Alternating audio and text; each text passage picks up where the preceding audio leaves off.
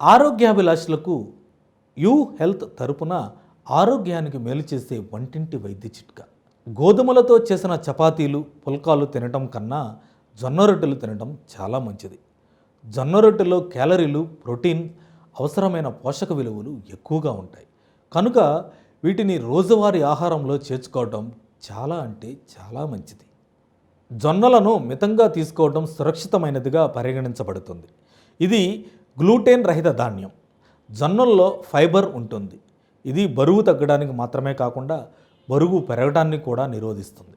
ఇంకా కొలెస్ట్రాల్ను తగ్గించడంలోనూ మధుమేహాన్ని క్రమబద్ధీకరించడంలోనూ సహాయపడుతుంది.